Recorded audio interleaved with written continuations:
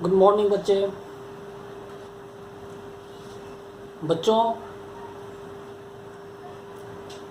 YouTube channel पे आपका स्वागत है। मैं विनयकांत सर आज आपको वृत्त की परिधि और क्षेत्रफल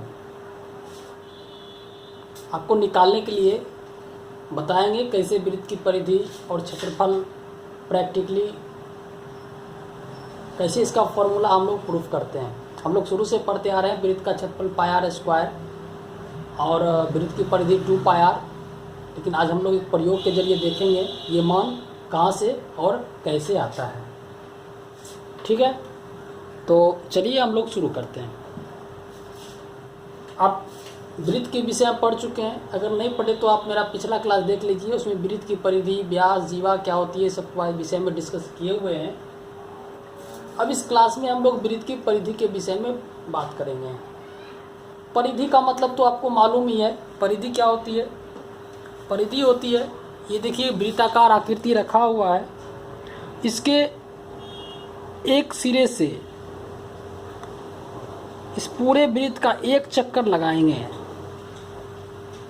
ठीक है, एक चक्कर लगाएंगे तो एक चक्कर लगाने में यहाँ से चले तो यहीं पहुँचे तो तय किए गए कुल पथ की लंबाई हम लोग इतना ही चले, यही लंबाई क्या कहलाएगा? वृत्त की परिधि कहलाएगा। हमको इसकी और चारों टेप साटना हो तो इतना ही लंबाई लगेगा, यानी वृत्त की यही होगा मेरा परिधि हो गया।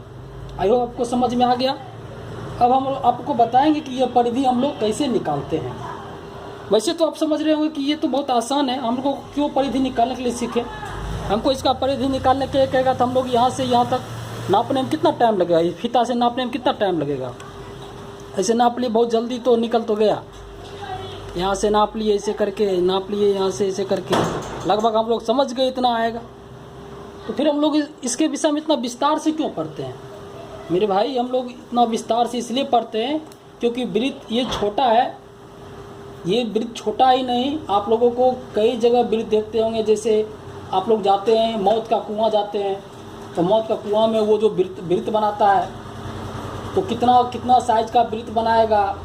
या क्रिकेट का ग्राउंड देखते हैं वृत्ताकार रहता है, कितना वो वृत्ताकार है, फीता नापने से अच्छा है उसकी केवल जो त्रिज्या या व्यास नाप ले उसके जरिए जान जाएगा। तो आखिर परिधि नापने से परिधि इतना लंबा चौड़ा होता है, व्यास इतना छोटा होता है, तो हम लोग व्यास के जरिए अगर हम लोग परिधि जान लें तब तो किसी न किसी रूप में तो आसानी ही होगा ना। इसीलिए हम लोग वृत्त की व्यास का परिधि से एक रिलेशन जानने का प्रयास करते हैं। आपको एक सामान्य सा उदाहरण आप लोग पहले से पढ़ चुके हैं कि जो व्यास होता है, व्यास ये हमेशा इस व्यास का 3.14 गुना परिधि होता है, लगभग 3 गुने से ज़्यादा होता है। ठीक है, जैसे अगर मान लीजिए इसका मान अगर 7 है, देखो 3.5 हम लोग नाप के रखे हैं, इसका मान 3.5 है यानी 7 है, तो इसका व्यास आपको 22 मिलेगा क्योंकि 7 तिया 21 3 गुना से थोड़ा ज़्यादा होता है हमेशा। हम लोग वही आपको चेक करके और नाप करके आपको दिखाने वाले हैं। ठीक है, आप लोग मेरे साथ बने रहिए और देखिए हम लोग कैसे नापते हैं। ठीक है, चलिए हम लोग एक पहले चित्र बना देते हैं।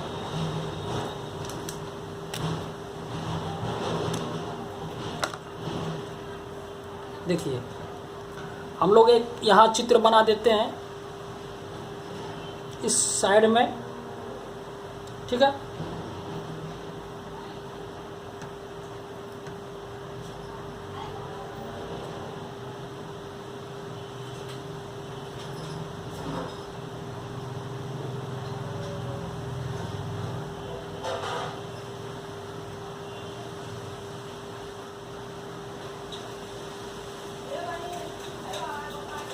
हम लोग एक चित्र बना दिए, इसका केंद्र O हो गया। ठीक है, और इसकी ये त्रिज्या हो गई। हमने जब इसकी त्रिज्या बनाई, ये वृत्त बनाए, तो हम लोग इसका त्रिज्या कितना हम लोग नहीं नापे थे, तो कोई भी हो लगभग ये 2.9 है, 2.8 है, इसका 2.8 है परिधि। ठीक है, अब हम लोग क्या करते हैं ज़रा समझिए। देखिए हम लोग इसका परिमाप निकालने के लिए हम लोग क्या करते हैं, इसी वृत्त इसका हमको परिमाप चाहिए, ठीक है, परिमाप चाहिए, इसका हमको परिमाप चाहिए कि इसकी जो अगर हम लोग सी का मान चाहिए कितना होगा, इसका परिमाप यहाँ से चारों ओर चलेंगे, ये चारों ओर चलेंगे, ये चारों ओर चलेंगे, तो ये जो डिस्टेंस होगी रस्सी की टोटल लंबाई कितनी होगी हमको यही पता करना है, यही पता करना है ना भाई। चलो यही पता करने के लिए हम लोग क्या करेंगे, हम लोग देखो एक एक्सपेरिमेंट करेंगे, ठीक है, एक्सपेरिमेंट, यहाँ लिखते हैं हम लोग एक्सपेरिमेंट, एक्सपेरिमेंट, ठीक है, एक्सपेरिमेंट। एक्सपेरिमेंट में क्या करना है कि आप लोगों को 2-3 सर्किल ले लीजिए, आप 2-3 सर्किल के साथ प्रयोग कीजिए, ठीक है। 2-3 सर्किल देखिए हम लोग बना चुके हैं। एक देखो ये सर्किल है, ठीक है, दूसरा सर्किल देखो आपके पास ये रहा, तीसरा सर्किल आपके पास ये रहा, चौथा, पाँचवा, छठा, 8, 10, 12, 15, 20 जितना प्रयोग करना है उतना प्रयोग कर सकते हैं। तो हम लोग आपको 3 सर्किल के साथ ही ये प्रयोग करके दिखाते हैं, बाकी का आप घर में करते रहिएगा, ठीक है। चलो हम लोगों को इसका नाम देते हैं, ठीक है, ये सर्किल है। चलिए हम लोग क्या करते हैं, इस ये जो सर्किल है इसको हम लोग एक यहाँ सर्किल, पहला सर्किल, इसका नाम देते हैं पहला सर्किल, ठीक है, पहला सर्किल, पहला सर्किल यानी C1 नाम दे देते हैं, ठीक है। दूसरा सर्किल ये है, इसको यहाँ रखते हैं। दूसरा सर्किल ये वो दूसरा, इससे बड़ा है, हम लोग इससे बड़ा बना दिए, ठीक है, इसका नाम दे देते हैं C2। ये जो सबसे बड़ा है इसका नाम हम लोग दे देते हैं C3, ठीक है। 3 प्रकार का सर्किल हो गया, C1, C2 और C3, 3 प्रकार का सर्किल हो गया। अब हम लोग हर सर्किल का क्या करेंगे, सभी सर्किल का हम लोग यहाँ कॉलम बना देते हैं फर्स्ट, और इस सर्किल का यहाँ पे कहीं न कहीं केंद्र होगा और इस सर्किल का कहीं न कहीं व्यास होगा, ठीक है, ये कहीं न कहीं ये व्यास होगा, इसका ये व्यास है, इसका ये व्यास है, ठीक है। और आप जानते हैं कि ये व्यास हो गया। अब हम लोग क्या करेंगे, यहाँ लिख देते हैं कि फर्स्ट सर्किल, यहाँ फर्स्ट है, फर्स्ट सर्किल है, फर्स्ट सर्किल, ये सेकेंड सर्किल, ठीक है, ये थर्ड सर्किल है, थर्ड सर्किल है। सभी का क्या करेंगे हम लोग यहाँ से यहाँ तक परिधि को नापने का प्रयास करेंगे, ठीक है। यानी कि हम लोग लिख देते, इसका फर्स्ट सर्किल का हम लोग C नापेंगे, देखते हैं C का मान कितना आता है, और फिर इसका हम लोग व्यास नापेंगे, क्या नापेंगे, व्यास नापेंगे, यानी D नापेंगे, ठीक है, D नापेंगे। सेकेंड का भी C नापेंगे और D नापेंगे, थर्ड का भी हम लोग C नापेंगे और D नापेंगे, ठीक है। आप लोग घर पे इसको नाप के देखिए, हम लोग इसको नाप के आपको दिखाते हैं कितना होगा, ठीक है। चलिए हम लोग पहले सर्किल का नापते हैं, देखिए पहले सर्किल का हम लोग यहाँ से नापते हैं, इस ढंग से आप लोग नाप करके प्रयोग कर सकते हैं, जैसे हम लोग इसको नाप रहे हैं, ठीक है, देख रहे हैं, ऐसे करके, और यहाँ से घूम करके एक चक्कर लगा करके हम लोग यहाँ पहुँच गए। अब इतना साइज को हम लोग क्या करेंगे, टेप की सहायता से नापेंगे कितना ये साइज है, ठीक है, ये साइज कितना है। तो हम लोग ये नापते हैं, देखते हैं कितना साइज है।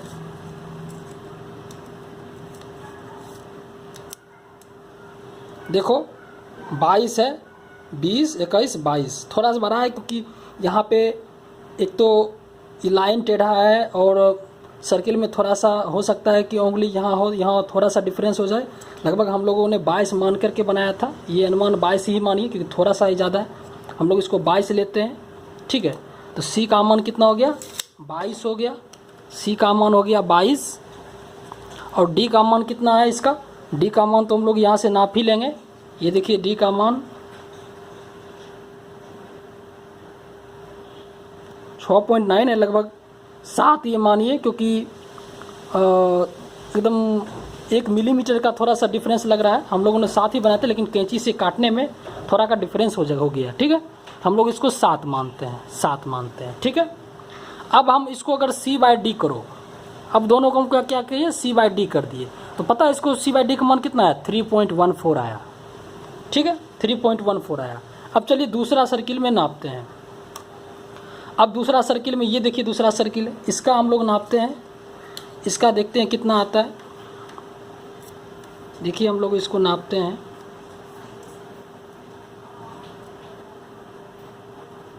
ठीक है, थोड़ा सा डिफरेंस आ सकता है, यही सब में डिफरेंस आ जाता है। ये देखिए नापे और यहाँ से यहाँ तक हम लोग पहुँच गए, ठीक है। तो यहाँ से टोटल मान इसका कितना आ गया, यहाँ से इसका जो टोटल मान आ गया है हम लोग इसको नापने का प्रयास करते हैं, ठीक है। इसको नापने का प्रयास करते हैं, देखते हैं फीता की मदद से। हम लोग देखें इसको कितना नापते हैं। देखो आपके सामने ये नाप के हम लोग दिखा रहे हैं, देखिए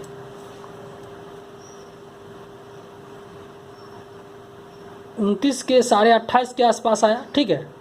28.5 के आसपास आया, 28.5 के आसपास आया। हम लोग इसको 28 ही मानते हैं, ठीक है। अगर हम सी को इसको 28 माने, इसको हम लोग 28 ले लें, क्योंकि थोड़ा सा डिफरेंस हो रहा है तो उतना को फ़र्क नहीं पड़ेगा। 28 ले लें और डी का मान देखते हैं, इसका जो डी है, ठीक है। डी का मान नाप के देखते हैं कितना आता है। ये 8.9 के आसपास दिख रहा है, ठीक है।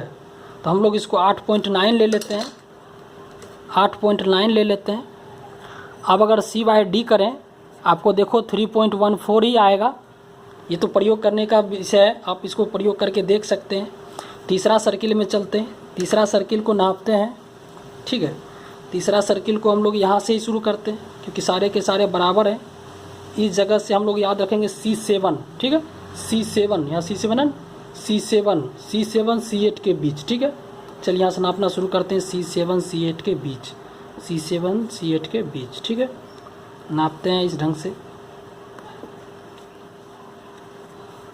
C7 C8 के बीच, यही था ना, ये था। हमको इतना मान आ गया, ठीक है। अब हमको क्या करना है, इसी का हम लोग मान निकालना है ना। इतना, ये कितना बड़ा ये तार है, ठीक है। तो ये कितना बड़ा तार है, ज़रा हम लोग इसको नापने का प्रयास करते हैं। देखिए हम लोग टेप लाते हैं, ठीक है, और टेप से इसको नाप के दिखाने का आपको प्रयास करते हैं। देखिए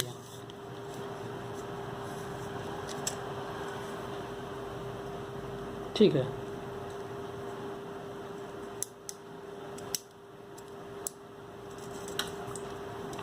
इसको 40 देखते हैं नापने का।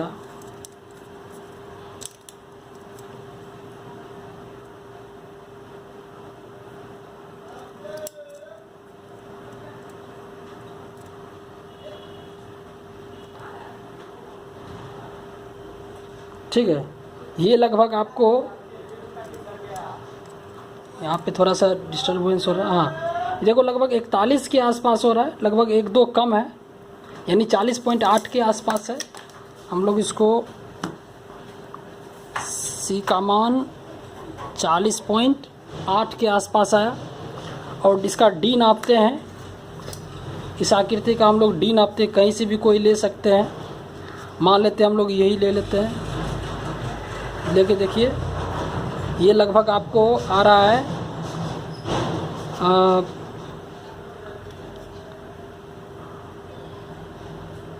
लगभग 13 के आसपास ही है, थोड़ा सा कम है। हम लोग इसको 13 ही मान लेते हैं, 13 मान लेते हैं। अगर इसको C/D करो तो ये देखो 3.14 के आसपास आएगा।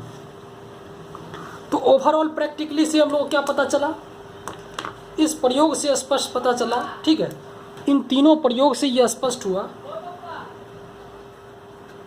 इन तीनों प्रयोगों से स्पष्ट है कि किसी भी वृत्त में,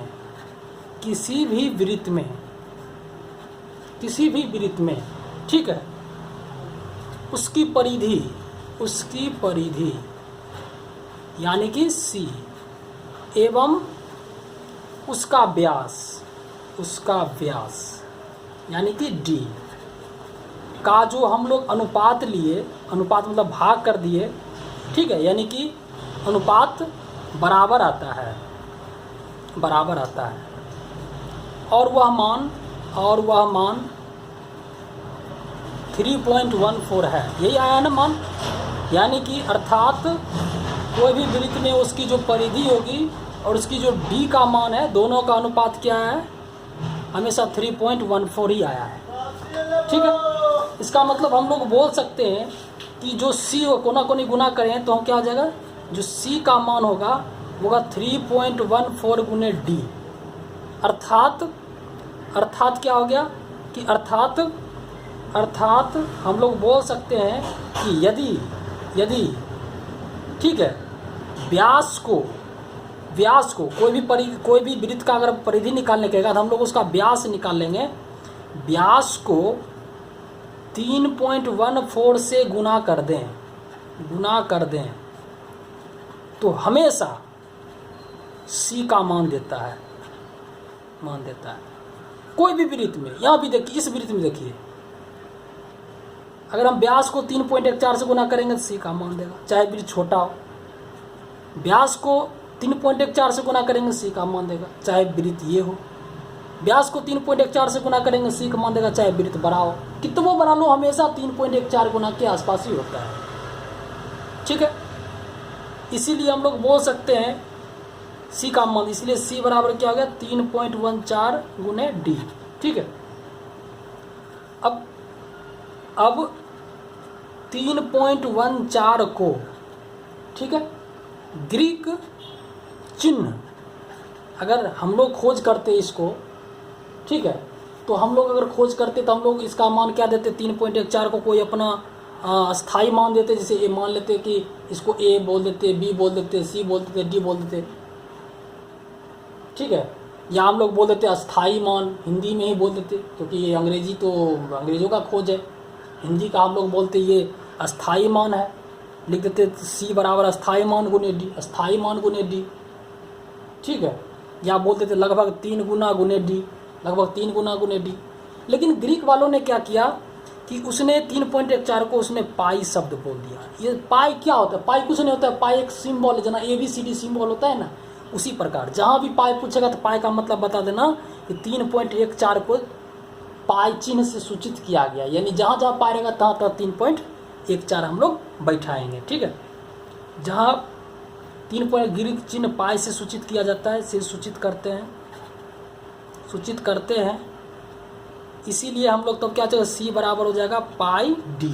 ठीक है, और आप लोग एक जान चुके हैं यहाँ से क्या निकल जाएगा, अगर हम लोग D बराबर कर दें तो D बराबर करेंगे तो C बट्टे पाई। ठीक है, आप लोगों को अगर C का मान निकालने के लिए कहेगा, अगर आपको व्यास दे दे तो अगर पाई से गुना करेंगे तो आपको C का मान निकल जाएगा। अगर आपको C का मान दे दे, D पूछे तो C बट्टे पाई कर सकते हैं। ठीक है, कभी कभी यहाँ से या ये भी आप लोग कभी कभी कर सकते हैं कि कभी कभी ऐसा भी आपको एग्जाम में मिल जाएगा। ठीक है, कि C बराबर, अब जानते हैं कि पाई और D का मान क्या होता है, 2R होता है। व्यास बराबर 2 गुने त्रिज्या पढ़ चुके हैं, तो C बराबर क्या निकल गया, 2 पाई R निकल गया। ठीक है, या अगर यहाँ से हमको त्रिज्या निकालना रहे तो C बट्टे क्या हो जाएगा, 2 पाई हो जाएगा। त्रिज्या क्या हो, C बट्टे 2 पाई हो जाएगा। अगर त्रिज्या निकालना हो तो आप लोग क्या लगा सकते हैं, परिधि बट्टे 2 पाई लगा सकते हैं। आई होप आपको ये चीज़ अच्छी तरह से समझ में आ गया होगा। ठीक है, तो आप लोग यहाँ पे परिधि पढ़ लिए, त्रिज्या पढ़ लिए, परिधि निकालने के लिए और त्रिज्या निकालने के लिए पढ़ लिए।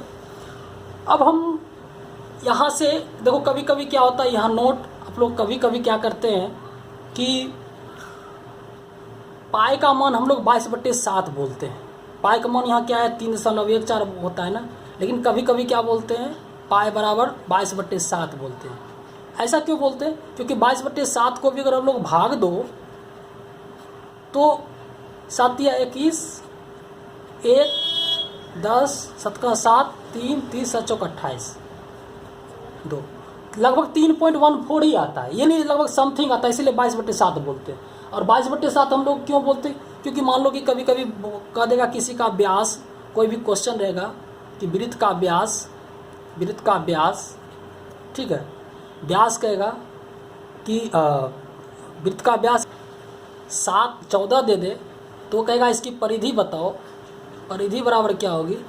तो आप लोग जानते हैं कि परिधि बराबर क्या लगाएंगे, 2 पाई R लगाएंगे। ठीक है, अब 2 पाई R लगे, 2 गुना पाई का मान अगर 3.14 बैठा दोगे, गुने R का मान करोगे, R का मान यहाँ पे क्या है, यहाँ व्यास दे ले तो R का मान निकालोगे, R बराबर क्या 14/2 यानी कि 7 हो जाएगा।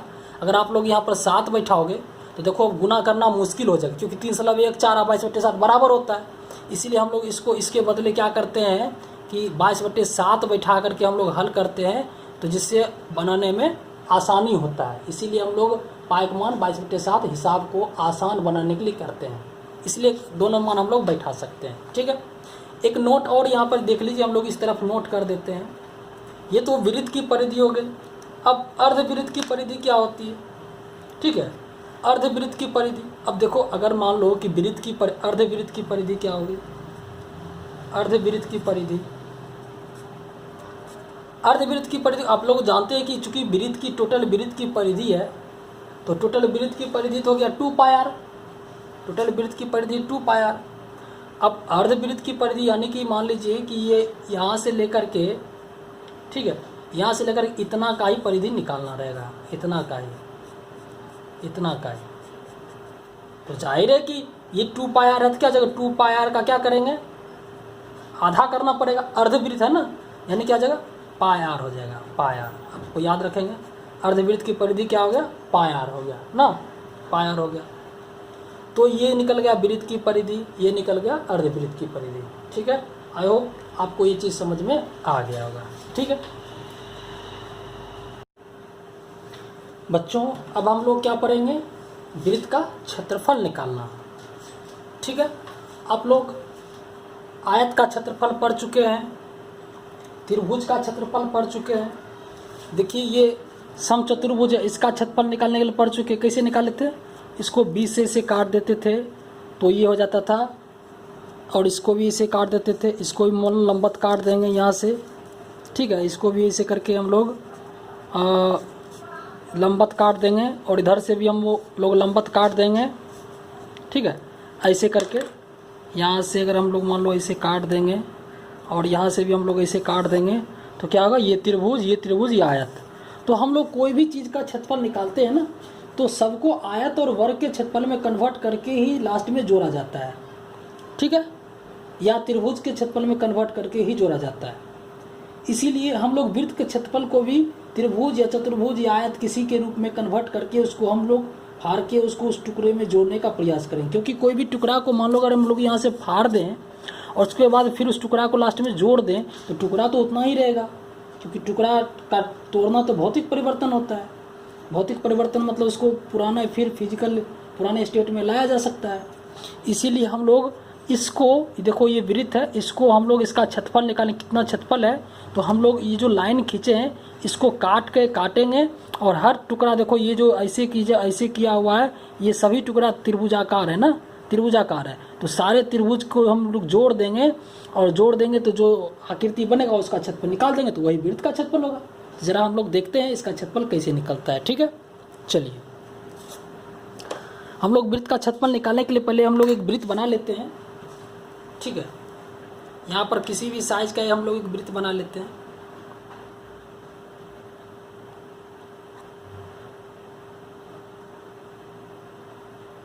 ठीक है, हम लोग वृत्त बना लिए, और वृत्त में चूंकि ये कुल मिलाकर के लगभग 18, 19, 20, 21, 22 टुकड़ा है, तो हम लोग इसको 22 टुकड़ा में तोड़ देते हैं। एक, ठीक है, 2, 3, 4, हम लोग ऐसे कर देते हैं, 4 हो गया, 5, 6, 7, 8, 9, 10, 1, 2, 3, 4, 5, 6, 7, 8, 9, 10, 11 टुकड़ा तो यही हो गया। 11, 1, 12, ठीक है, 1, 2, 3, 4, 5, 6, 7, 8, 9, 10, 11, 12, 13, 14, 15, 16, 17, 18, 19, 20, 21, 22। ठीक है, 1, 2, 3, 4, 5, 6, 7, 8, 9, 10, 11, 12, 13, 14, 15, 16, 17, 18, 19, 20, 21, 22। इसको हम 22 टुकड़ा में तोड़ दिए। ठीक है, जैसे यहाँ पे हम लोग 22 टुकड़ा के रूप में हम लोग तोड़े हुए हैं। ठीक है, अब हम लोग इसका कैसे करेंगे? हम लोग लिखेंगे कि चित्र में, ठीक है, चित्र में यहाँ लिखते हैं, चित्र में एक वृत्त दिया गया है, एक वृत्त है, ठीक है, जिसका केंद्र वो है, हम लोग देखते हैं इसका केंद्र केंद्र O है। ठीक है, हम इसे ठीक है चित्रानुसार ठीक है त्रिज्यखंड चित्रानुसार त्रिभुजाकार टुकड़ों के रूप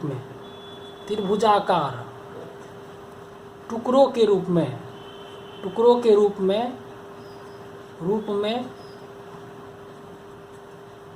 तोड़ते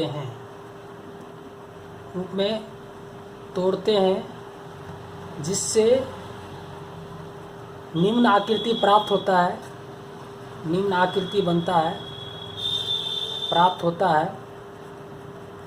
ठीक है, इस आकृति को हम लोग जमीन पर इस प्रकार सजाते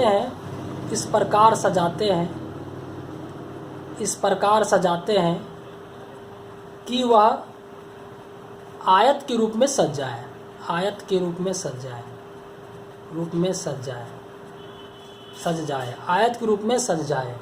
ठीक है, आयत के रूप में सज जाए। अब हम लोग जरा आयत के रूप में पहले तुमको सजा करके दिखाते हैं आयत के रूप में ये कैसे सजेगा। तो हम लोग इस सारे टुकड़े को पहले हम लोग कैंची से काटने का प्रयास करेंगे। आपके सामने दिखाते हैं, आप भी घर पे इस प्रकार काट सकते हैं।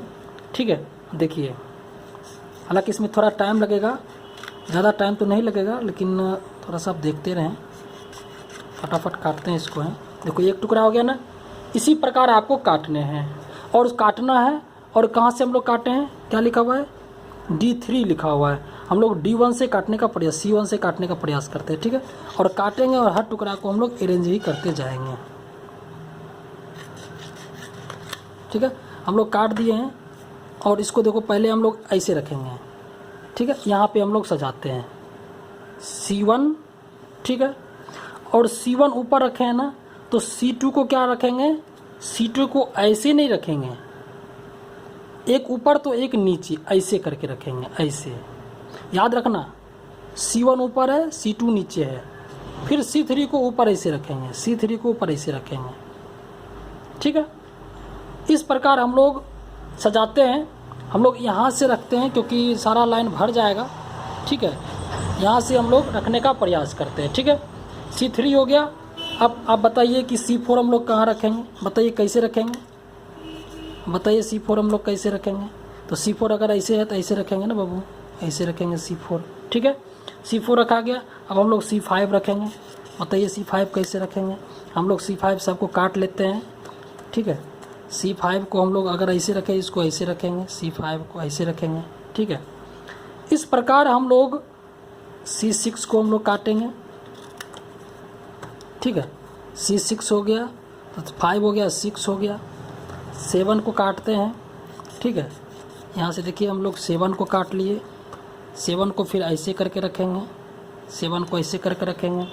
अब हम लोग 8 को काटते हैं। देखो 8 को हम लोग काट लिए। 8 को हम लोग कैसे रखेंगे, 7 हो गया तो हम लोग 8 को ऐसे रखेंगे। ठीक है, 8 को ऐसे रखेंगे। फिर 9 को काटेंगे। हम लोग 9 को काट रहे हैं। देखो 9 आकृति को हम लोग काट करके ऊपर रखेंगे। तो आप लोग एक ऊपर और एक नीचे, इस प्रकार आप इसको रखते जाइए। ठीक है, इस प्रकार हम लोग सारी आकृतियों को काट करके हम लोग फटाफट सजा देते हैं। ठीक है, हाँ, एक आकृति नीचे गिर गया है तो इसको हम लोग यहाँ पे रख देते हैं और सारी आकृतियों को हम लोग सजा लेंगे।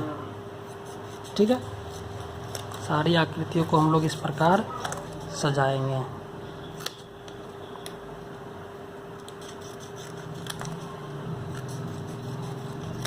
हम लोग जानते हैं वृत्त का क्षेत्रफल तो निकालना मुश्किल था। अगर वृत्त को हम लोग इस टुकड़े के रूप में तोड़ करके बनाएं तो इसका क्षेत्रफल निकालना आसान हो जाएगा, क्योंकि कोई भी टुकड़े को तोड़ते हैं और तोड़ के दूसरी आकृति में कन्वर्ट करके हम लोग क्षेत्रफल निकालते हैं। तो हम लोग जानते हैं कि टुकड़ा तो वही रहेगा, इसीलिए क्षेत्रफल सबका समान निकलने वाला है। ठीक है, अब सारी आकृतियों को हम लोग काट दिए हैं। अब देखो फटाफट हम लोग अरेंज करने का प्रयास करते हैं। ठीक है, देखिए सारी आकृतियों को हम लोग इस प्रकार सजाते हैं। इस प्रकार हो गया। और फटाफट देखो हम लोग एक ऊपर एक नीचे, तो ये ऊपर हो गया, ये कहाँ जाएगा, ऐसे जाएगा, ये कैसे जाएगा, ऐसे जाएगा, ठीक है। और ये कैसे जाएगा, ये ऊपर ऐसे जाएगा, ये कैसे जाएगा, ये नीचे जाएगा, ठीक है। ये कैसे जाएगा, ऊपर जाएगा, एक ऊपर और एक नीचे के रूप में सजाइए। और ये कैसे जाएगा, नीचे जाएगा, ये कैसे जाएगा, ऊपर जाएगा, ऊपर जाएगा ना। और ये कैसे जाएगा, ये ऊपर जाएगा ना, ये नीचे जाएगा। अगर हम लोग इसी को नीचे सजा दे, देखो ये आकृति टेढ़ा हो जा रहा है ना, हम लोग ऐसे सजा दें, देखो देखो बिल्कुल सोजा हो रहा है, ठीक है। हम लोग इसको ऐसे सजाते हैं, ऐसे सजाएं, फिर हम लोग ऐसे सजाएं, और फिर हम लोग ऐसे सजाएंगे। एक ऊपर और एक नीचे करके आपको सजाने हैं, ठीक है। और इस प्रकार सजाएं। आप लोग देख रहे हैं कि लगभग ये पूरी तरह ये जो टुकड़ा है कुल एक आयत बन चुका है, एक आयत बन चुका है ना, एक आयत, बिल्कुल आयत है। तो कोई लंबाई है, ठीक है, और ये चौड़ाई है।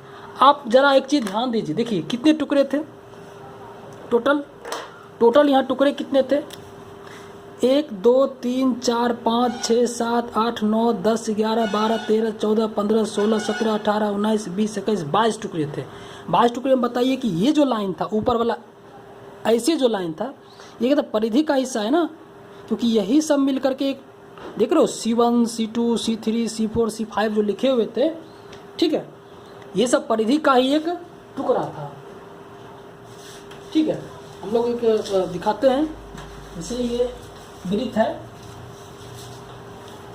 ठीक है, ये जैसे वृत्त देख रहे हैं, हम लोग कैसे काटे थे, यहाँ से ऐसे करके काटे थे, C1 लिखे थे, वीडियो पीछे करके आप लोग देख सकते हैं, C2 ऐसे था। अब हम लोग काटे, एक ऊपर एक नीचे किए, मान लो अगर इस प्रकार का हम लोग काटे हैं, इस प्रकार का हम लोग करके काटे थे, ठीक है, तो हम लोग ये आकृति बना।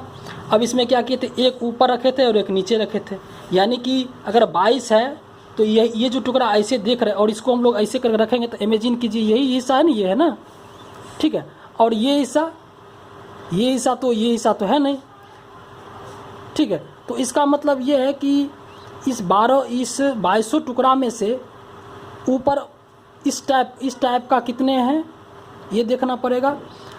तो 1 2 3 4 5 6 7 8 9 10 11 टुकड़ा ऊपर में है, और जाहिर है कि 11 टुकड़ा उसके नीचे है ना, नीचे है। तो अगर आधा ऊपर आधा ये नीचे है, अगर आधा ऊपर ले लें तो क्या अर्ध परिधि हो जाएगा, अर्ध परिधि होगा ना, टोटल अर्ध परिधि होगा। और आधा नीचे है तो अर्ध परिधि होगा।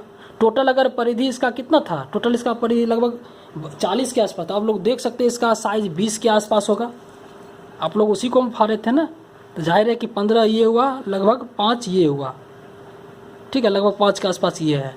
तो 15 20 इधर था, 20 इधर था, 40 था, तो 20 आधा इधर हुआ, आधा अर्ध परिधि ऊपर, अर्ध परिधि नीचे। तो हम लोग लिख सकते हैं, यहाँ स्पष्ट है कि वो आयत में सज जाएगा, आयत में सज जाएगा, ठीक है, सज जाए। इस प्रकार सजाने पर, इस प्रकार, ठीक है, सजाने पर स्पष्ट है कि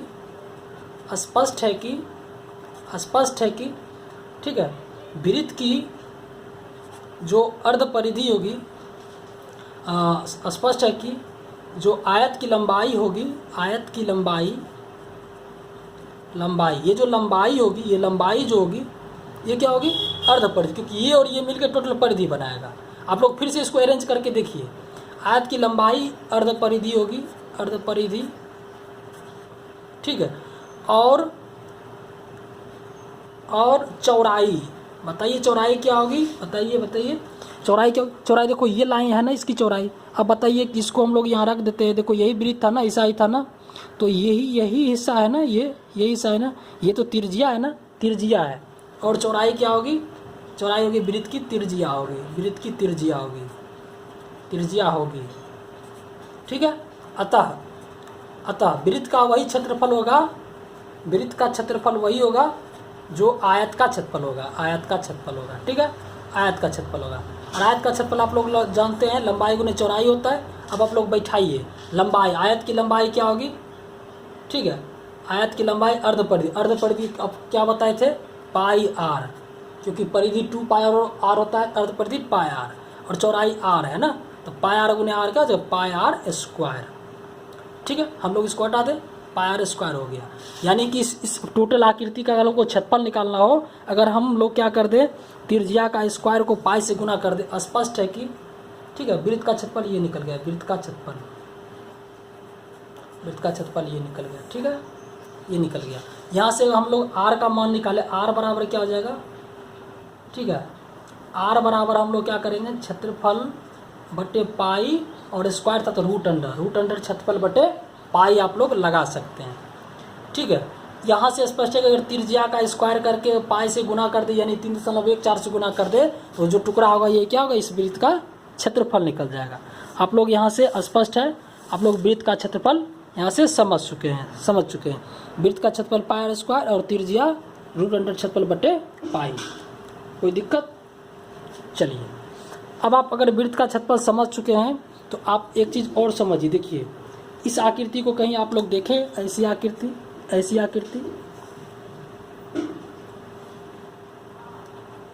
बताइए, इस आकृति का क्या नाम है? हम लोग क्या किए हैं, देखो ये इसको मिला दिए, टोटल वृत्त था, यहाँ से इसको फाड़ दिए। बताओ इस आकृति का क्या नाम है? अच्छा, आपने ऐसा कभी आकृति नहीं देखा तो ये आपने आकृति देखा, ये इसको कहाँ लगाते हैं, इसको लगाते हैं वाशर में लगाते हैं। ये वाशर है, इसको नट में इसको लगा करके कसते हैं ताकि अच्छी तरह से पकड़ भी नहीं बनी रहे। तो कोई वृत्ताकार आकृति के बीच से एक और वृत्ताकार आकृति अंदर से फाड़ दे, ये भी तो गोलाकार है ना, वृत्ताकार है, फाड़ दे तो ये जो आकृति बचता है इसका नाम है रिंग। हिंदी में इसको क्या बोलते हैं, वलय बोलते हैं, वलय। आप लोग याद रखें। ऐसा आकृति कहीं देखे हैं? नहीं देखे तो हम लोग बताते, देखो कहाँ देखे हैं। हम लोग देखे हो, एक बहुत बड़ा पेड़ लगा हुआ है, ठीक है, बहुत बड़ा पेड़ लगा रहता है, ठीक है। तो हम लोग पेड़ लगा रहता है तो हम लोग क्या करते हैं, बरगद गाछ हो या बबूल गाछ हो, कोई भी गाछ हो, तो हम लोग क्या करते हैं, इसके चारों ओर मान लीजिए ये इतना बड़ा पेड़ लगा हुआ है, ठीक है, यहाँ पे पेड़ लगा, ऐसे करके पेड़ लगा हुआ है। तो आप लोग क्या करते हैं, इसके जब नीचे बैठने के लिए चबूतरा बनाते हैं ना, वृत्ताकार। अब बताओ, चबूतरा वृत्ताकार बैठने के लिए लगाए, अब कहेगा बताओ चबूतरा का क्षेत्रफल कितना होगा? तो चबूतरा में तो ये चबूतरा ये तो इतना भाग तो छेक लिया है, ये गाछ छेक लिया ना, ये भाग गाछ छेक लिया, तो केवल इतना ही क्षेत्र बचा ना जिस पे आप बैठ सकते हैं। तो इसका कैसे निकालेंगे? तो हम लोग क्या करेंगे, इस पूरे आकृति का क्षेत्रफल निकालेंगे चबूतरा सहित टोटल। तो टोटल के लिए टोटल आर चाहिए ना, यहाँ से यहाँ तक का आर चाहिए, यहाँ से यहाँ तक का आर चाहिए, हम कैपिटल आर बोल देते हैं। यहाँ से यहाँ तक हम लोग इस आकृति को बना देते हैं, ठीक है, ज़रा ध्यान दीजिए। इस आकृति को हम लोग यहाँ बना देते हैं। देखिए, यहाँ से यहाँ तक का चाहिए टोटल कैपिटल आर चाहिए, कैपिटल आर करेंगे। अब वृत्त का अगर हमको क्षेत्रफल निकालेंगे, बड़े वृत्त का क्षेत्रफल क्या होता है, ठीक है, बड़े वृत्त पाई आर स्क्वायर होता है, पाई आर स्क्वायर आप लगा देंगे। ये लगाएंगे तो क्या होगा, इस पूरी आकृति का क्षेत्रफल निकल जाएगा। उसमें से आप लोगों को क्या करना है, इस छोटे को अगर हटा दें तो यही टुकड़ा बचेगा ना। तो छोटा का क्या नाम रख दें, छोटा का नाम स्मॉल आर रख दें, रख देते हैं, क्योंकि सबका अलग अलग त्रिज्या। इसको मिला दें, ठीक है, इसको मिला दें तो देखो कैसा आकृति बन गया।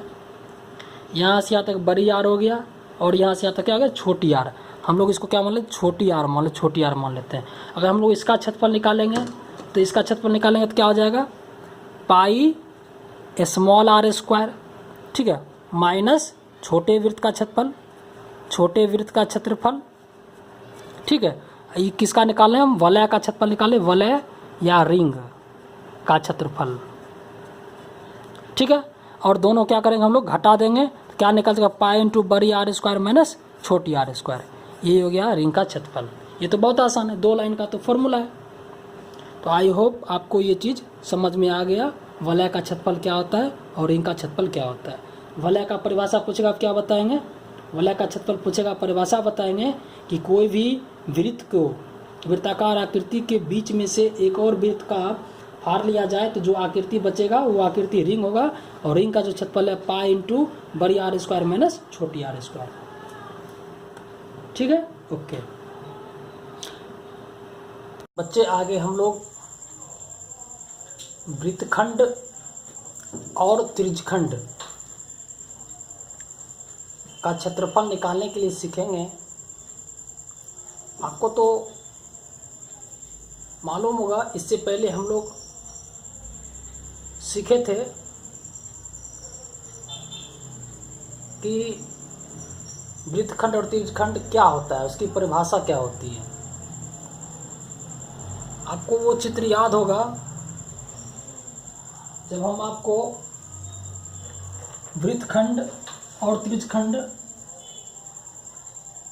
का आकृति को हम लोग दिखाए थे, ठीक है। वृत्तखंड और त्रिज्यखंड की आकृति को हम लोग क्या दिखाए थे, देखिए जैसे ये कोई वृत्त है और वृत्त से मान लीजिए इसकी एक ये त्रिज्या है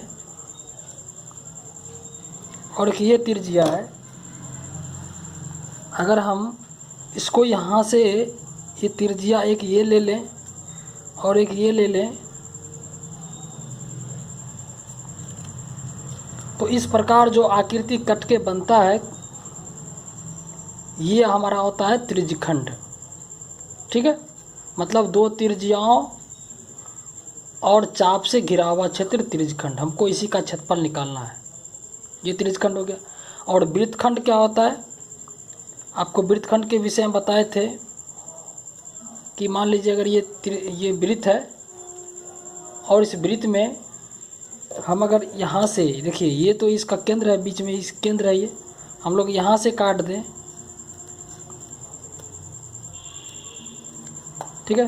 तो ये जो टुकड़ा है, ये टुकड़ा आप देख रहे हैं, ये टुकड़ा, ये तो जीवा था ना, जीवा और चाप से घिरा हुआ ये क्षेत्र है, ठीक है। ये चाप, ये जीवा और चाप से घिरा हुआ, इसको हम लोग बोलते हैं वृत्तखंड। अब हम इस टाइप के टुकड़े का क्षेत्रफल कैसे निकालते हैं, हम लोग इसके बारे में सीखना है, ठीक है। चलिए हम लोग एक बार वृत्तखंड और त्रिज्यखंड का परिभाषा फिर से पढ़ लेते हैं। और चाप की लंबाई तो जानते हैं कि वृत्त की जो परिधि होती है, ठीक है, वृत्त की जो परिधि होती है, जिससे संपूर्ण आकृति एक वृत्त बनाया, और परिधि ये जो हिस्सा है, ये जो हिस्सा है, ये हिस्सा क्या है, टोटल परिधि का एक टुकड़ा है।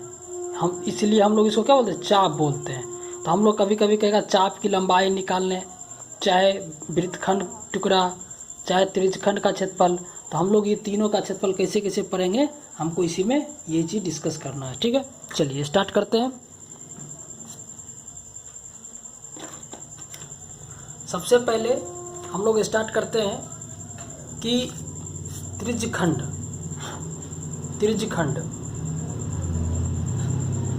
त्रिज्यखंड, त्रिज्यखंड हम लोग पढ़े हैं, क्या पढ़े हैं, हम लोग ये पढ़े हैं कि दो त्रिज्याओं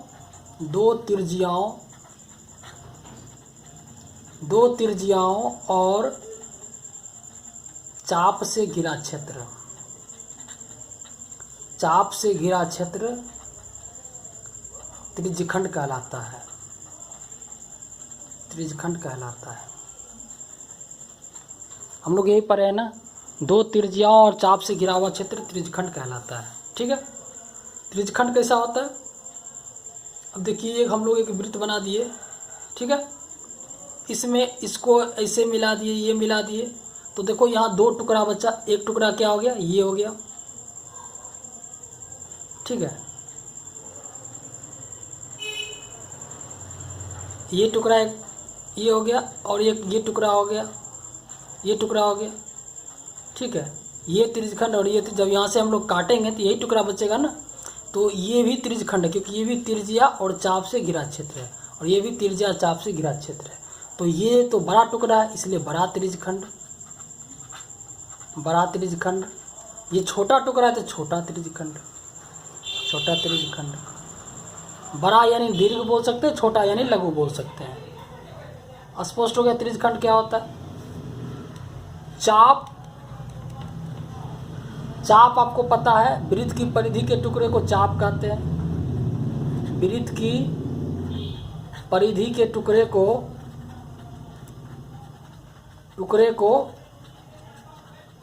चाप कहते हैं, वृत्त की परिधि के टुकड़े को चाप कहते हैं, ठीक है।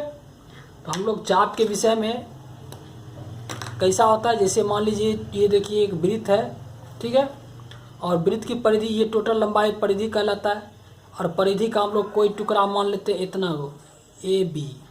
तो ए बी का जो लंबाई हुआ ये लंबाई, और ये छोटी लंबाई हुआ, ये इतने दूर तो छोटी लंबाई, ऊपर से ये क्या हुआ बड़ी लंबाई।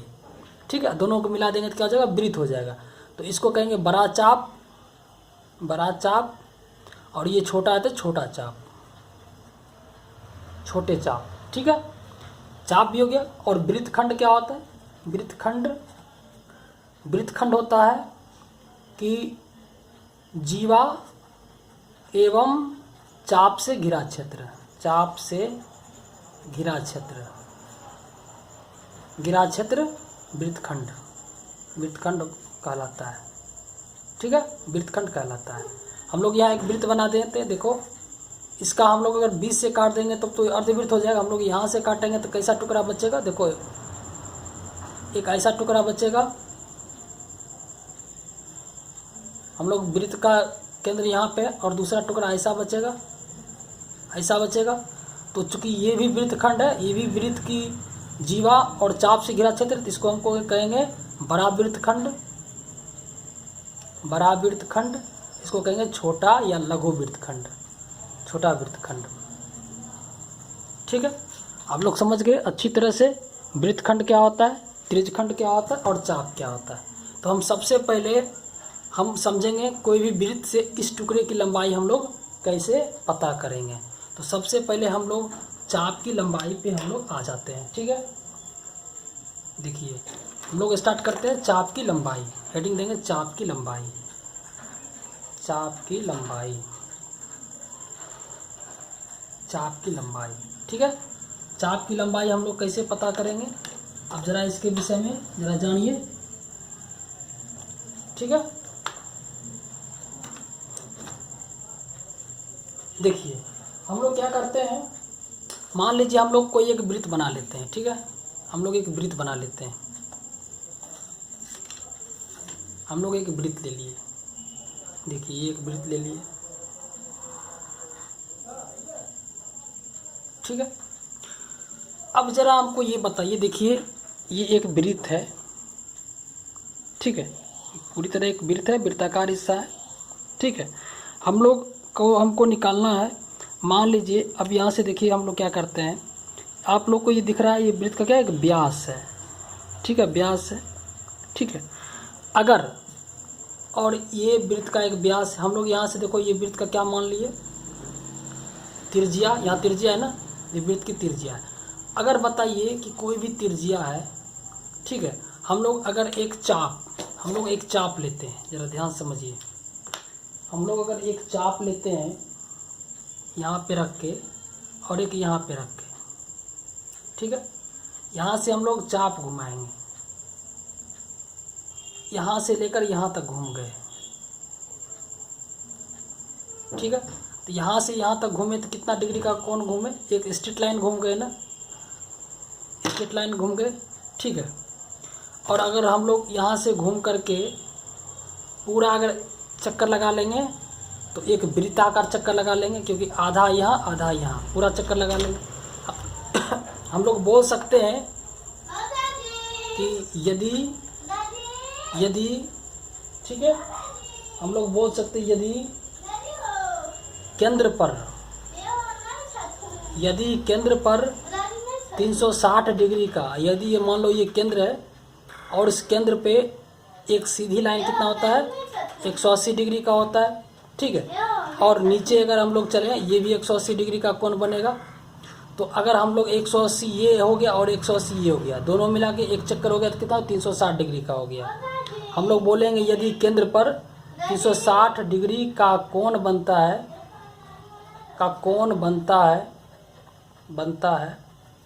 तो चाप की लंबाई बताइए कितना होगा? चाप की लंबाई केंद्र पर अगर 360 डिग्री का कोण बना तो हम लोग यहाँ से केंद्र पर 360 डिग्री का कोण बनाए तो चाप तो क्या हो गया, पूरा का पूरा लाइन ही हो गया ना, यानी कि 2πr हो जाएगा। ठीक है, अब बताइए यदि केंद्र पर 180 डिग्री का कोण बने, मतलब यहाँ से घूम करके इतना ही चक्कर लगाएंगे तब तो 180 होगा ना। तो आखिर है कि अगर आधा करेंगे तो क्या होगा, अर्ध परिधि आधा ही बनेगा ना, इतना ऐसा ही बनेगा। तो हम लोग जहाँ समझते हैं अर्धवृत्त की परिधि क्या होता है, 2 पाई आर का क्या हो जाएगा, आधा हो जाएगा, यानी ओनली पाई आर हो जाएगा।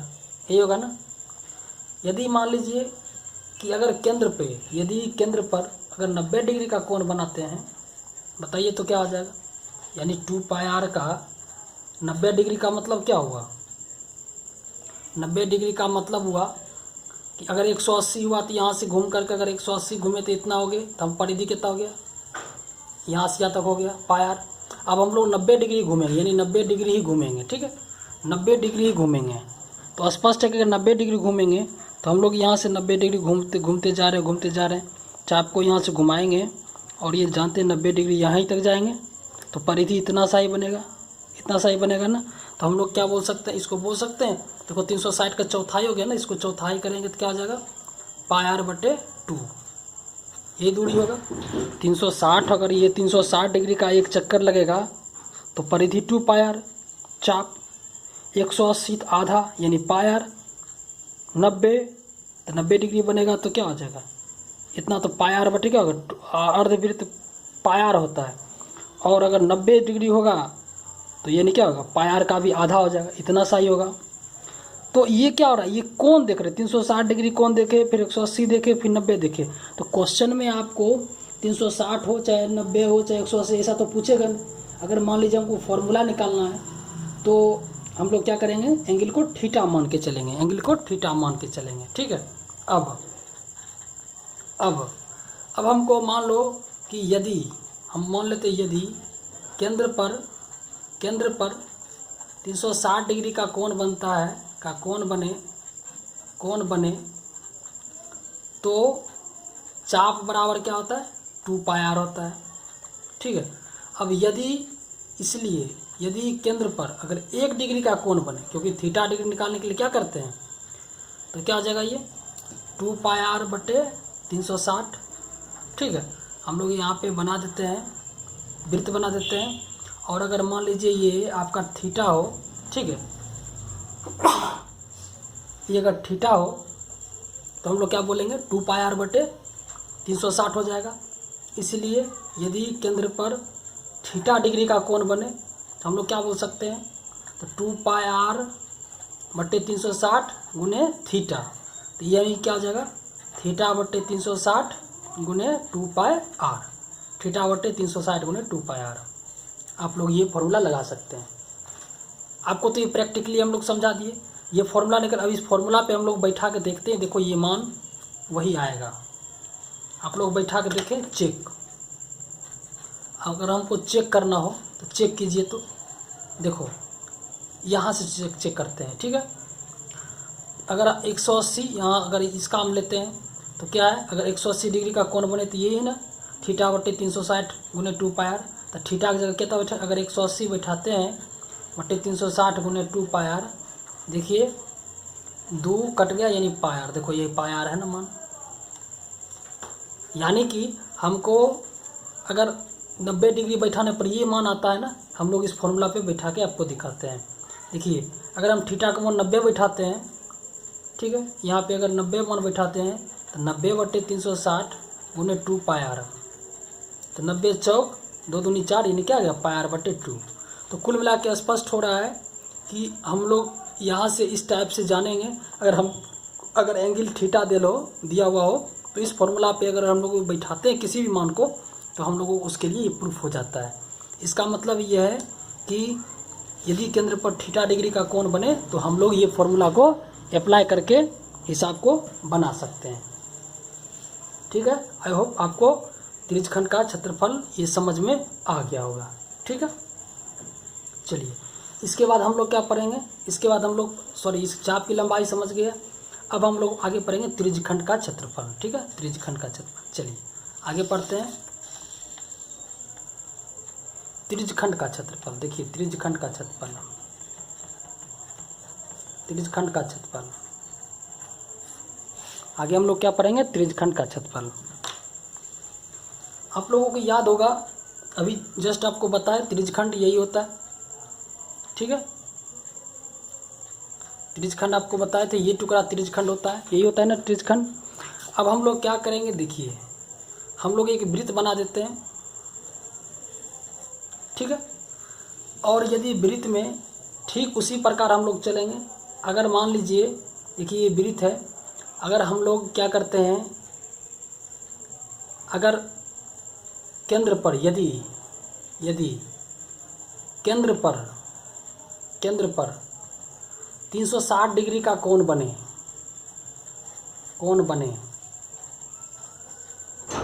तो वृत्त का क्षेत्रफल क्या होगा? वृत्त का क्षेत्रफल क्या होगा? पाई स्क्वायर होगा। ठीक है। केंद्र पर अगर 300 यहाँ से 360 डिग्री कैसे बनेगा? यहाँ से चलेंगे, ये तो 180 डिग्री हुआ ना। 360 डिग्री के लिए फिर 180 नीचे भी चलना पड़ेगा। देखो एक पूरा सर्किल हो गया ना, यानी पूरा वृत्त हो गया ना, वृत्त का क्षेत्रफल हो जाएगा। ठीक है। आप लोगों को हम लोग कहेंगे यहाँ से चलिए, यहाँ से चलते चलिए यहाँ से चलिए और यहाँ स्टॉप, इस जगह स्टॉप कर दीजिए। तो आपने कितना बनाया? 180 डिग्री कोण बनाया ना, तो अर्धवृत्त हो गया ना। और फिर 360 बनाया था और टोटल वृत्त हो गया ना, टोटल वृत्त हो गया। तो 360 डिग्री के लिए पाई स्क्वायर। ठीक है। यदि केंद्र पर 180 डिग्री बनाते हैं, 180 डिग्री का कोण, तो जाहिर है 360 में अगर पाई स्क्वायर होगा तो 180 डिग्री कोण बनाते हैं, तब त्रिज्यखंड का क्षेत्रफल क्या होगा? त्रिज्यखंड का क्षेत्रफल क्या होगा? तो पाई स्क्वायर 180 का आधा है ना, तो अगर 180 बनाएगा तो क्या होगा? अर्धे वृत्त बनाएगा ना। यानी कि हम लोग क्या बोल सकते हैं? पाई स्क्वायर बटे 2, आधा अर्धवृत्त का क्षेत्रफल आप इसे भी जानते हैं। और अगर 90 डिग्री का हो, अगर 90 डिग्री का होगा, ठीक है, अगर ये अर्धवृत्त था तो कितना बनाया? देखो यहाँ से अगर चलेंगे अर्धवृत्त 180 इतना ही होगा ना। अगर केंद्र पर मान लीजिए केंद्र पर 90 डिग्री का कोण बने तो बताइए तो त्रिज्यखंड का क्षेत्रफल कितना होगा? देखिए 90 डिग्री का कैसे बनेगा? तो एक वृत्त हो गया और यही 90 डिग्री है ना, ये ना इतना ही है ना। तो देख रहे हैं, यानी कि टोटल पाई स्क्वायर होता है तो 4 हिस्सों में बांटे हैं, क्योंकि 90 चौक 360 यानी पाई स्क्वायर बटे 4। तो त्रिज्यखंड का क्षेत्रफल क्या हो जाएगा? ये टुकड़ा क्या होगा? त्रिज्यखंड का क्षेत्रफल क्या होगा? यानी कि हम लोग बोल सकते हैं पाई स्क्वायर बटे 4। ठीक है, 4 बोल सकते हैं क्योंकि चौथा हिस्सा हो गया। ये तो हम लोग एक प्रैक्टिकली करके देख लिए। अब हम लोग चलेंगे, अगर मान लेते हैं कि यदि केंद्र पर क्या पढ़े थे? 360 डिग्री। अब हम लोग पढ़ेंगे यदि केंद्र पर थीटा डिग्री का कोण बने, थीटा। ठीक है। यदि केंद्र पर 360 का कोण बने तो त्रिज्यखंड का क्षेत्रफल कितना हो गया? Pi square. तो त्रिज्यखंड का क्षेत्रफल पाई स्क्वायर, ये पढ़े ना। अब यदि केंद्र पर 1 डिग्री का कोण बने क्या होगा? तो पाई स्क्वायर बटे क्या होगा? 360 डिग्री होगा। ठीक है। यदि केंद्र पर थीटा डिग्री का कोण बने, त्रिज्यखंड क्षेत्रफल क्या होगा? पाई स्क्वायर बटे 360 गुने थीटा। यानी हम लोग बोल सकते हैं थीटा बटे 360 गुने पाई स्क्वायर। ठीक है, ये हो गया। आप लोग इस पे चेक कर सकते हैं, आप लोग इस पे चेक करके देखें। थीटा की जगह बैठा करके आप 180 बैठाए देखिए, आपको यही मान आएगा। आप लोग 90 बैठा के देखें, आपको यही मान आएगा। तो इस हिसाब से कोई भी मान रहेगा तो उस हिसाब से हम लोग इस फॉर्मूला पे निकाल सकते हैं। आप लोग यहाँ देखें, थीटा का मान अगर मान लीजिए 180 बैठाएंगे, 180 दूना यानी पाई स्क्वायर बाई 2। 90 बैठाएंगे तो 90 पाई स्क्वायर बटे 4। उसी ढंग से अगर मान लीजिए 60 डिग्री होगा तो क्या होगा? 360 का 60 का तो 6वां हिस्सा होता है, तो फिर अगर 60 बैठाएंगे तो 6वां हिस्सा हो जाएगा। तो ये क्लियर कर देता है कि आपको थीटा के हिसाब से उसका त्रिज्यखंड का क्षेत्रफल कितना होगा। तो आप लोग समझ गए, त्रिज्यखंड का क्षेत्रफल जब भी निकालना हो आप लोग इससे निकाल सकते हैं। ठीक है। अब एक क्वेश्चन हम इस पे देख लेते हैं। यदि रहेगा, यदि वृत्त की त्रिज्याएं केंद्र पर ठीक है 60 डिग्री का कोण बनाती है। ठीक है। यदि लिख देते हैं 8 सेंटीमीटर, मान लीजिए 8 सेंटीमीटर वृत्त की त्रिज्या केंद्र पर 60 डिग्री का कोण बनाती है, तो त्रिज्यखंड का क्षेत्रफल क्या होगा? त्रिज्यखंड का क्षेत्रफल क्या होगा। इस प्रश्न का कहने का मतलब ये हुआ, देखिए ये वृत्त है, इसका 8 सेंटीमीटर है। हम लोग एक काम करते हैं कि ठीक है 7 मान लेते हैं, 7 मान लीजिए, ये सेंटीमीटर 7 सेंटीमीटर है, ठीक है, तो ये भी 7 हो जाएगा। और ये केंद्र पर कितना 60 डिग्री कोण बना रही है, तो बताइए कि कितना ये क्षेत्रफल कवर करेगा। तो हम लोग क्या करेंगे, θ/360 गुना पाई स्क्वायर है, तो थीटा जो क्या बैठाएंगे 60/360 गुना 22/7 गुना r कितना है 7 का स्क्वायर, यानी कि 7 गुना 7, ये कट गया 7 × 360, 22 7 कितना 154, ठीक है, बटे 6। इसको काटना चाहेंगे तो 2 तिया 6 और 3 दूनी 6, सॉरी 2 तिया 6, 2 सत्ते 14, 1 14, 2 सत्ते 14, यानी 77/3 सेंटीमीटर स्क्वायर, यही है मेरा क्षेत्रफल होगा। इस ढंग से आप लोग त्रिज्यखंड का क्षेत्रफल निकाल सकते हैं, ठीक है। आई होप आपको ये चीज़ समझ में आ गया होगा। अब इसी प्रकार हम लोग पढ़ेंगे वृत्तखंड का क्षेत्रफल, ठीक है। चलिए हम लोग अब सीखते हैं वृत्तखंड का क्षेत्रफल। बच्चे आगे हम लोग सीखेंगे वृत्तखंड का क्षेत्रफल निकालने के लिए। तो वृत्तखंड का तो आपको मालूम ही है, ये आकृति होता है। देखिए ये एक वृत्त बना दिए, ठीक है, और अगर यहाँ केंद्र है तो यहाँ से हम लोग ये काट दें टुकड़ा को, इस टुकड़ा को हम लोग क्या बोलते हैं, वृत्तखंड बोलते हैं, ठीक है। तो वृत्तखंड का एक कोई फॉर्मूला उस ढंग से नहीं निकालते। वृत्तखंड का देखिए एक बहुत ही अच्छा तरीका है। हम लोग इसको क्या करते हैं, देखिए वृत्तखंड निकालने के लिए ये देख रहे हैं ना, वृत्तखंड है ये, ठीक है। अगर ये आकृति इस टुकड़ा को यहाँ से हम लोगों को ये काट करके इस टुकड़ा को यहाँ से बाहर कर दें, ठीक है, तो वही वृत्तखंड होगा। तो इस टुकड़ा को हम कैसे निकालते हैं, जरा देखिए। इस टुकड़ा को करने के लिए हम लोग क्या करते हैं, इस जगह से यहाँ से लेकर के ऐसे करके इधर मिला देते हैं और यहाँ से ऐसे मिला देते हैं। अब आपको समझ में आ गया होगा कि अगर हम लोग इसको ऐसे करके मिलाते हैं, ठीक है, ऐसे करके मिलाते हैं, तो आपको मालूम है कि ऐसे करके अगर हम लोग इस टुकड़ा को ऐसे करके काट लें, इस टुकड़ा को काट लें, तो बताइए कि ये टुकड़ा क्या हो गया, ये तो त्रिज्यखंड हो गया ना, क्योंकि ये दो त्रिज्या और चाप से बना हुआ है। जब आप त्रिज्यखंड का क्षेत्रफल जानते हैं तो उस त्रिज्यखंड में आपको ये जो टुकड़ा दिख रहा है, ये जो त्रिभुज हो गया ना, अगर त्रिज्यखंड में हम लोग इस त्रिभुज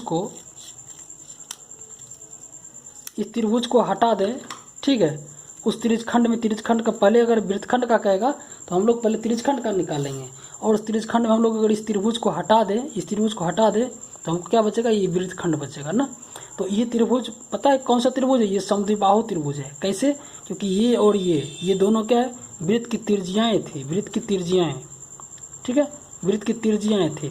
तो हम लोग अभी इसी प्रकार प्रूफ करेंगे वृत्तखंड का क्षेत्रफल। पहले त्रिज्यखंड का निकाल करके उसमें त्रिभुज को हटा देंगे, देखना ये वृत्तखंड का क्षेत्रफल निकल जाएगा, ठीक है। चलिए अब हम लोग देखते हैं त्रिज्यखंड में त्रिभुज को हम लोग कैसे घटाते हैं, ठीक है। इसके लिए हम लोग एक अच्छा साफ फोटो बना लेते हैं। देखिए ये हो गया, और हमको ये वृत्तखंड है, ठीक है, ये वृत्तखंड है, इसी का निकालना है। तो इसको निकालने के लिए हम लोग क्या करेंगे, यहाँ लिख देंगे O मान लेते हैं, A मान लेते हैं, B मान लेते हैं, ठीक है, और यहाँ पर C मान लेते हैं, अपना मान सकते हैं। तो हम लोग यहाँ क्या लिख सकते हैं, हम लोग यहाँ लिखेंगे कि माना कि O केंद्र वाला एक वृत्त है, O केंद्र वाला एक वृत्त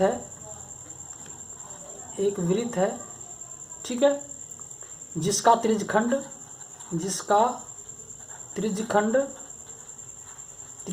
ACB है, ठीक है, ACB है, ठीक है, जिसका वृत्तखंड, ठीक है, जिसका वृत्तखंड क्या ACB है, ठीक है। अब हम क्या करेंगे, अब लिखेंगे हम लोग क्या करेंगे, OA और OB को मिलाया, OA एवं OB को मिलाया, OB को मिलाया। OA OB को क्यों मिलाए, अगर OA OB को हम लोग मिला देते हैं, OA से यहाँ से और यहाँ से OB को मिला देते हैं, तो मिलाया इस प्रकार OACB त्रिज्यखंड हुआ। ठीक है, स्पष्ट है कि वृत्तखंड ACB का क्षेत्रफल बराबर हम लोग बोल सकते हैं त्रिज्यखंड OACB का क्षेत्रफल माइनस त्रिभुज OAB का क्षेत्रफल। ठीक है ना, दोनों का क्षेत्रफल अगर हम लोग घटा देंगे तो स्पष्ट है कि हमको इसका क्षेत्रफल निकल जाएगा। ठीक है, अब देखिए इसका हम लोग कैसे घटाते हैं। देखो, इसको बनाने के लिए हम लोग क्या करते हैं, आपको मालूम है, एक ये भुजा मालूम है, एक ये भुजा मालूम है, ये भुजा तो मालूम है नहीं, ये भुजा कितना है, ये इसको हम लोग, ये तो वृत्त की त्रिज्या R है और ये भी वृत्त की है त्रिज्या R है। ठीक है, हम लोग एक क्या करते हैं, हम लोग बिंदु A से, ठीक है, यहाँ पे एक रचना करते हैं। अब ठीक है, हम लोग क्या करते हैं, बिंदु A से OB पर लंब डाला। ठीक है, हम लोग इसका कोण क्या करते हैं, थीटा मान लेते हैं। ठीक है, थीटा मान लेते हैं। हम लोग यहाँ से इस पे क्या करेंगे, एक हम लोग लंब डालेंगे। ठीक है, और लंब डालने के लिए हम लोग यहाँ से एक लंब डाल देते हैं। देखिए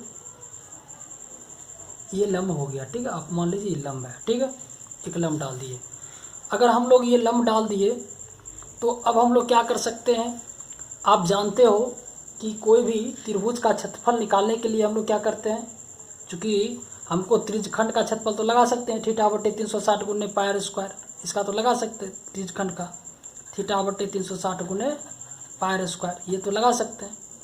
लेकिन अगर हमको त्रिभुज का निकालना रहे, इस त्रिभुज का, ये तो त्रिज्यखंड का हो जाएगा, हमको त्रिभुज का निकालना रहे तो क्या होता है, 1/2 गुने आधार गुने शीर्षलंब। आधार क्या है इसका, अगर हम आधार को OB माने, OB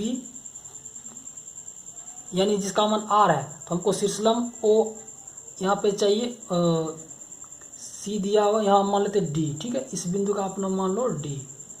ठीक है, इस बिंदु का हम लोग मान लेते हैं D, यहाँ पे हम लोग D नाम दे देते हैं। ठीक है, आप लोग याद रखना, यहाँ इसका नाम हम लोग डाल दिया D। ठीक है, तो यहाँ पे हम लोग क्या OB गुने क्या कर सकते हैं, OB गुना AD।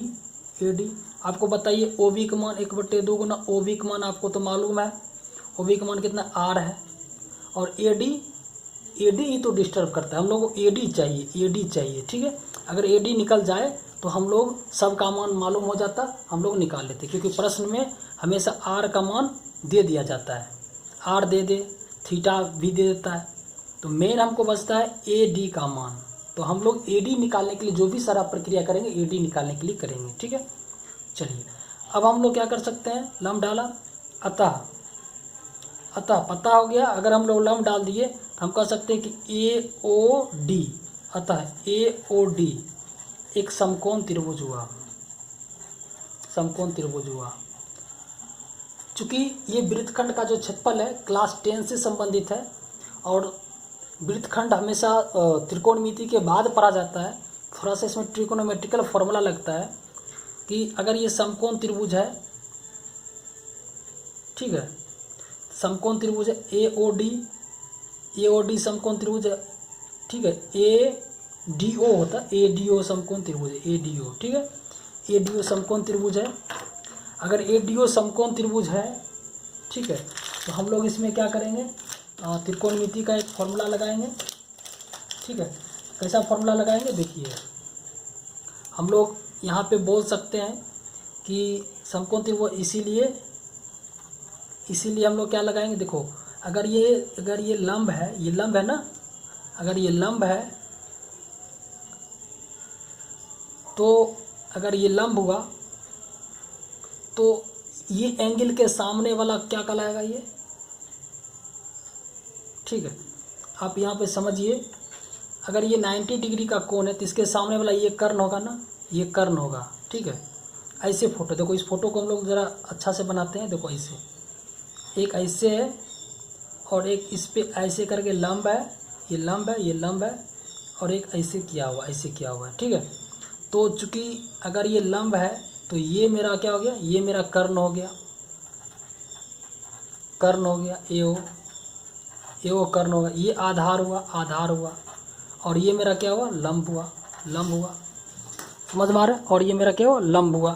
तो इस हिसाब से हम लोग क्या बोलेंगे, इसीलिए हमको क्या निकालना है, ये लंब निकालना है, लंब निकालना है, कर्ण मालूम है, ठीक है, लंब निकालना है, कर्ण मालूम है। तो हम लोग क्या लगाएंगे, साइन थीटा, इसीलिए साइन थीटा बराबर, साइन थीटा बराबर क्या हो जाएगा, लंब बटे कर्ण। लंब क्या है, लंब मेरा क्या है, लंब मेरा है ए डी, और कर्ण मेरा क्या है, ए ओ, कर्ण मेरा क्या है, ए ओ।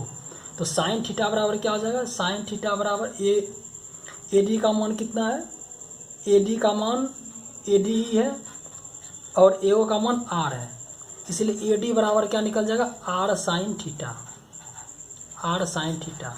हम लोगों को ए डी का मान पता चल गया, आर साइन थीटा। अतः अब तो कुछ करना ही नहीं है, इसीलिए वृत्तखंड का क्षेत्रफल बराबर, वृत्तखंड का क्षेत्रफल बराबर त्रिज्यखंड माइनस त्रिभुज, ठीक है, त्रिज्यखंड माइनस त्रिभुज का क्षेत्रफल। त्रिज्यखंड तो देख ही रहे हैं, थीटा बटे 360 गुना पायर स्क्वायर, माइनस त्रिभुज 1/2 गुने आधार हम ओ बी मान लेते हैं। तो शीर्षलंब क्या हो जाएगा, ए डी, यहाँ क्या निकल जाएगा, हम लोग यहाँ लिख लेते हैं, ठीक है।